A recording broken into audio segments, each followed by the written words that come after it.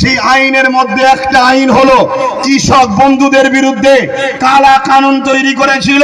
কৃষক বন্ধুরা তারা আওয়াজ তুললো পাঞ্জাব থেকে যে এই কালা কানুনকে মানি না, এই কেন্দ্রের ফ্যাসিবাদ সরকারের কালা কানুনকে মানি না।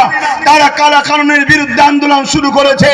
তাদের আন্দোলনটা যেরকম রূপরেখা নিয়েছিল ওর থেকেও বড় রূপরেখা আমাদেরকে তৈরি করতে হবে। যদি তৈরি করতে পারেন তবে মনে রাখবেন এই কেন্দ্রের ফ্যাসিস্ট অত্যাচারী সরকার তবেই সে কিন্তু আইনকে প্রত্যাখ্যান করতে বাধ্য হবে, নচেত কিন্তু সে বাধ্য হবে না। এই আন্দোলনটা কেমন হয়েছিল?